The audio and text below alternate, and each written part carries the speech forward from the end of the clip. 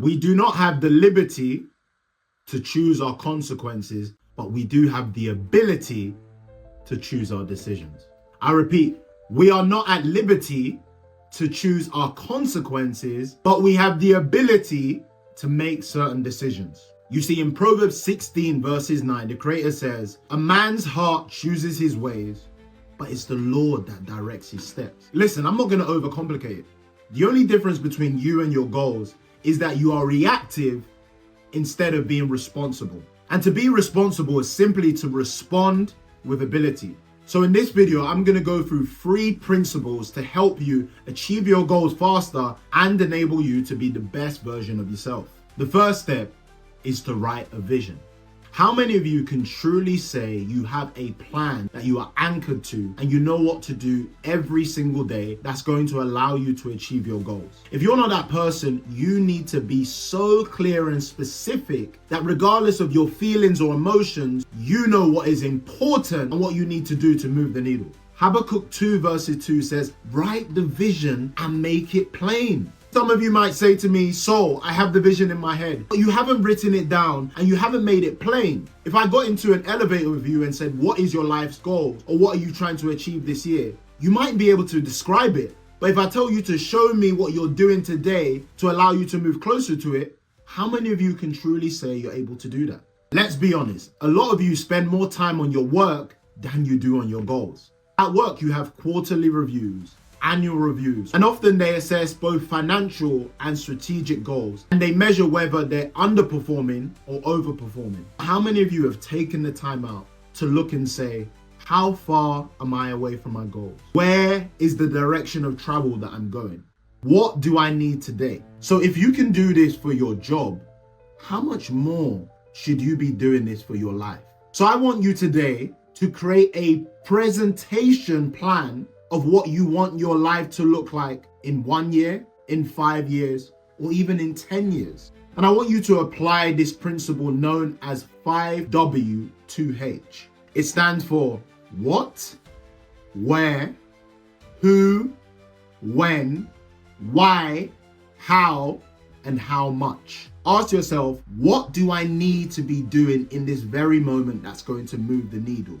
Who do I need to attach myself with, or who do I know, or who has significant influence that can help supercharge my goals? Where do I need to be? Do I need to be in this meeting? Do I need to go out? Do I need to be in this event? When do I need to get this done by? You see, a lot of you don't have enough urgency. Attach deadlines to your goals. Parkinson's law tells us that work expands according to the time you allocate towards it. So if you say to yourself, it's going to take me 3 months to start my business, it's going to take you 3 months. But if you collapse that time frame and say, I'm only going to do it in 2 weeks, guess what? Your brain is like a heat-seeking missile, and it will find creative ways that you didn't necessarily see to get you to that goal faster.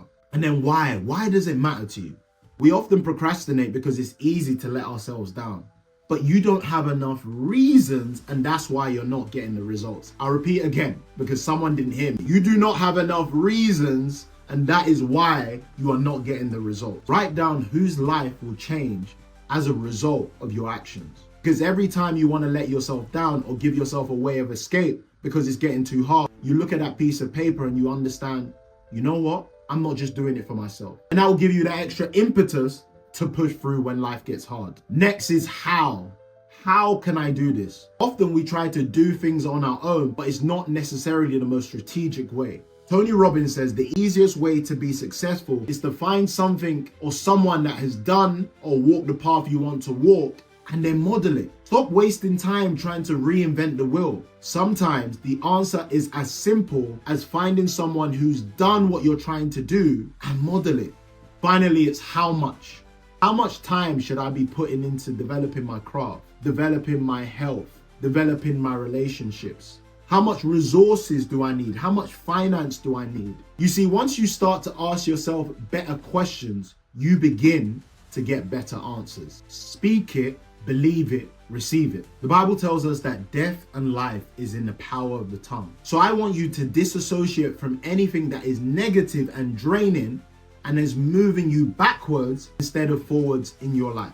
How do you do this? when Romans, it tells us that be not conformed to the world, but be transformed by the renewing of your mind. So there's one thing to get information, but unless you add implementation, it won't go to transformation. And when you speak life, you're able to get the revelation.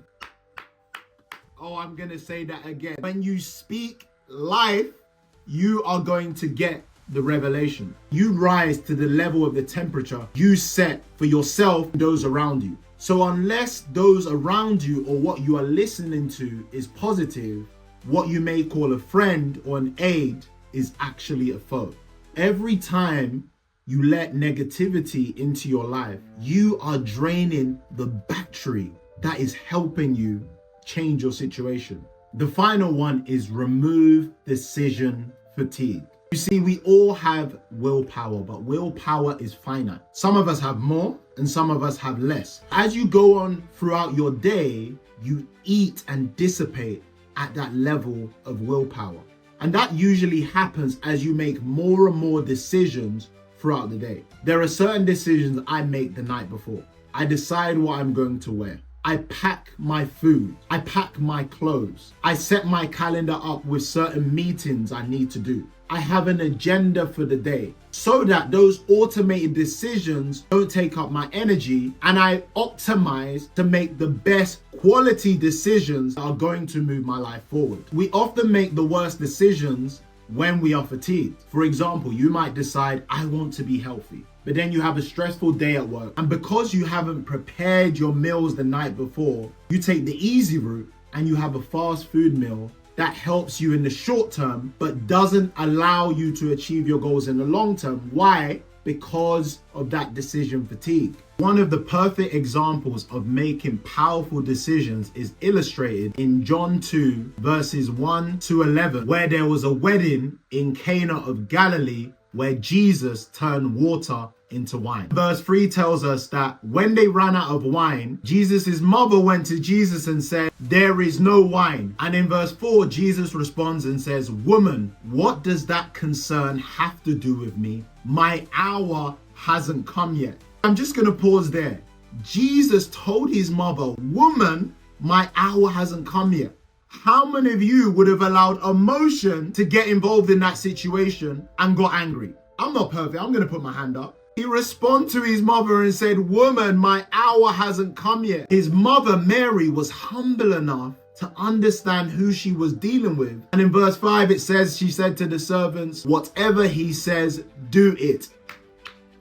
Oh, you missed that. She said, whatever he says, do it. So if you don't have emotional control, if you are always fatigued and you're making decisions, you may miss your blessing, because watch this now. In verse 7, Jesus tells them to fill the water pots. And watch this. They didn't just fill it. They filled it to the brim. They listened to the instructions. So much so that when the water turns to wine, the wine is so good that the master of the feast tasted the wine and had to congratulate them. He said, usually most people give the good wine at the beginning of the wedding, or when people get drunk, they give the bad wine. But you have reserved the good wine. Oh my gosh, I don't want you to miss that. The wine is so good. Usually in most weddings, they preserve the good wine at the beginning, and at the end, when everyone is drunk, they give them the bad wine. But this wine is so good. And the master didn't know that it was a miracle of Jesus. The key I want you to get, the part I don't want you to miss, is that Mary was not emotional. She had spiritual understanding and she was obedient